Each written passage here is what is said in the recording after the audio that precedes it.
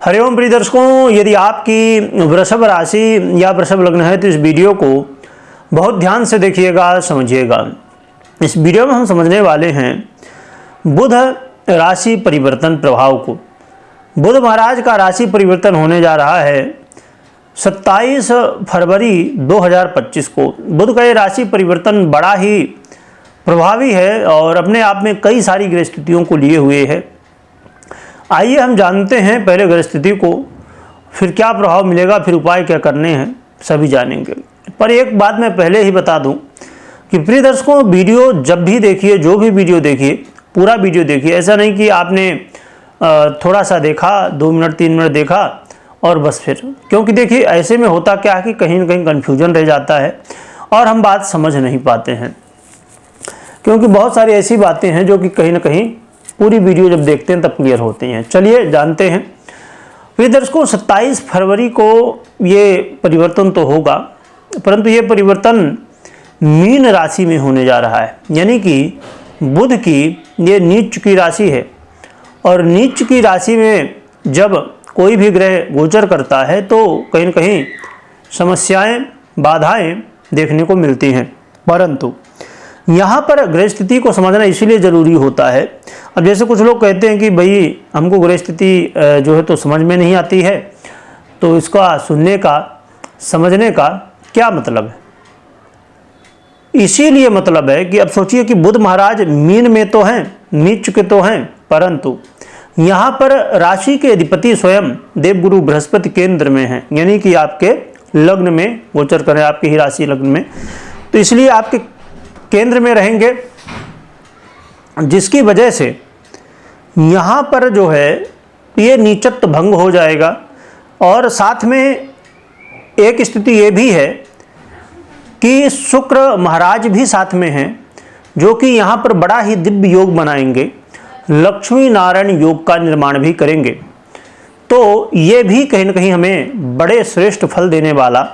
और अच्छी बात इसमें यह भी है कि लक्ष्मी नारायण योग जो ये बनने वाला है, ये कहाँ बनने वाला है? ये बनने वाला है आपके आय भाव में, जो कि बड़ा महत्वपूर्ण है और बड़ा ही दिव्य है।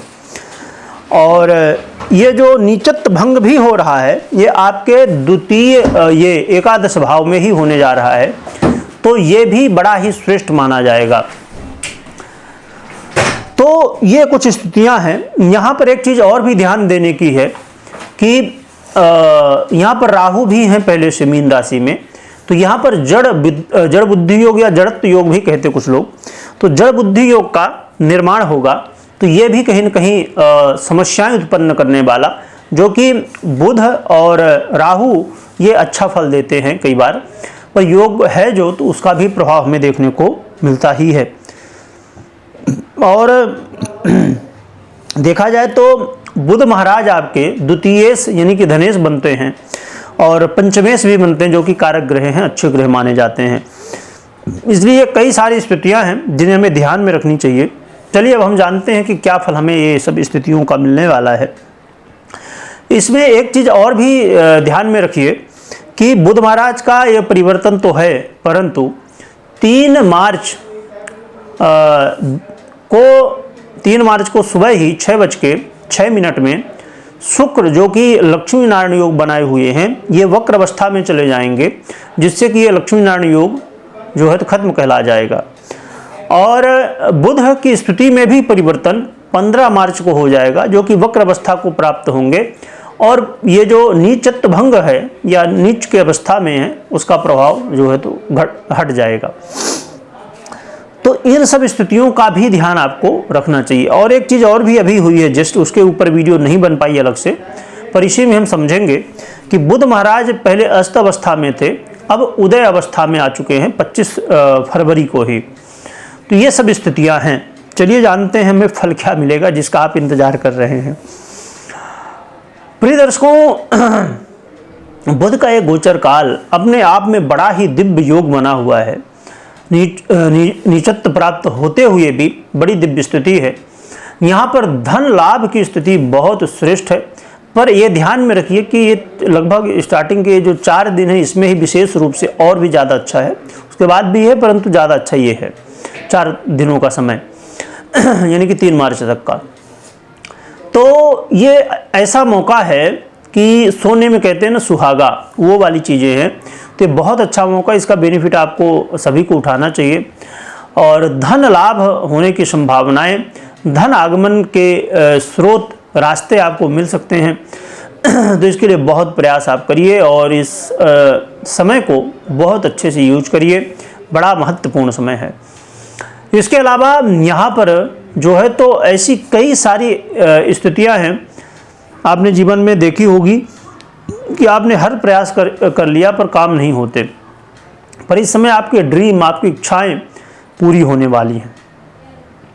और यदि बैंक बैलेंस नहीं बन रहा था, यानी कि कुछ लोगों को समस्या होती है कि भैया पैसा आता तो है पर पैसा टिकता नहीं है ना, तो ऐसी स्थिति यदि बनी हुई थी और हर एक व्यक्ति चाहता कि हमारे पास बैंक बैलेंस हो, तो इसमें आपके बैंक बैलेंस में वृद्धि, अस्थायी धन में वृद्धि होने की स्थिति बनेगी।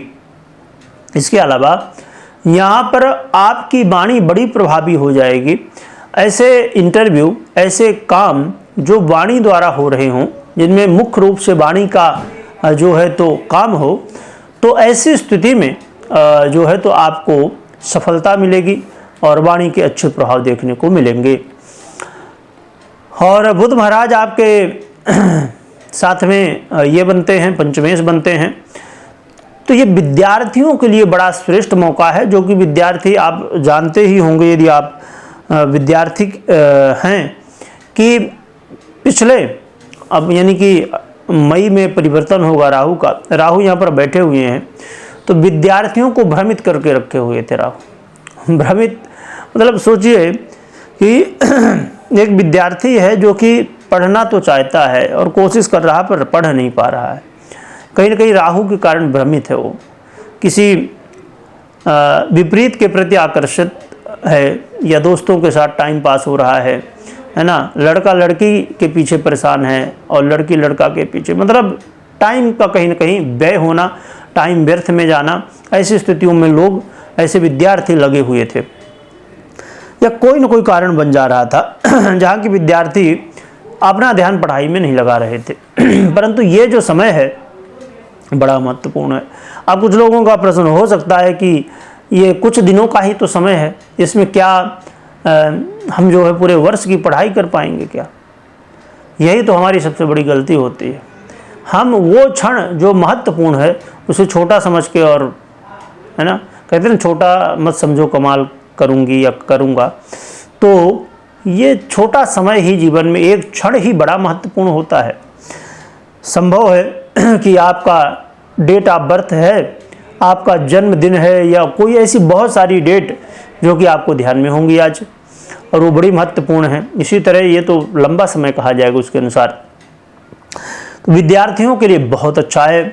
लव पार्टनर के जीवन में भी यदि समस्याएं चल रही थी तो इन स्थितियों में अब सुधार होगा, समस्याओं का समाधान होगा और आपको अपने लव लाइफ में अच्छी स्थितियां देखने को मिलने वाली हैं।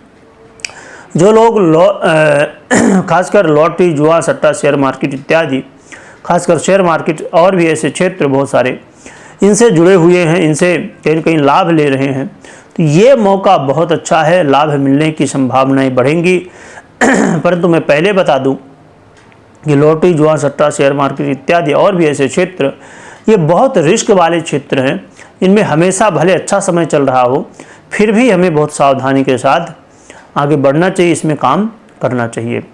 और ख़ुद जब तक हमें ये ना हो जाए कि हमें इसका नॉलेज है, हमें इसका जो है तो प्रॉपर सब कुछ सिस्टम पता है, तब तक हमें कुछ भी नहीं करना चाहिए। पहले हर एक क्षेत्र में, इस क्षेत्र में नहीं, हर एक क्षेत्र में, पर ये क्षेत्र बहुत रिस्क के हैं, तो इनमें बहुत ज़रूरी है कि हर चीज़ जब हम अच्छी तरह से जान लें, समझ लें, तब आगे बढ़ें।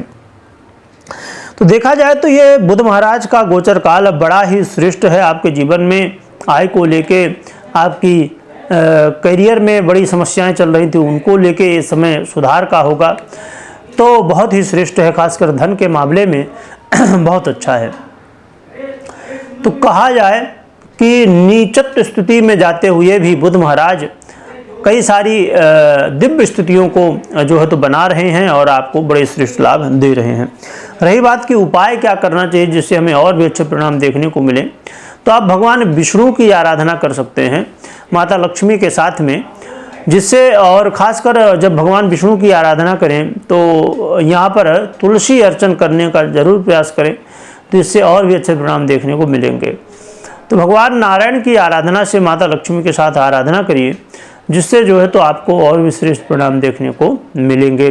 परंतु मैं बता दूं कि कभी भी कोई भी निर्णय यदि आपको लेना है तो पहले अपनी जन्म कुंडली को चेक करिए, उसके बाद ही कोई निर्णय लीजिए। ऐसा नहीं कि आपने जो गोचर में सुना बस वैसा निर्णय आपको ले लेना है।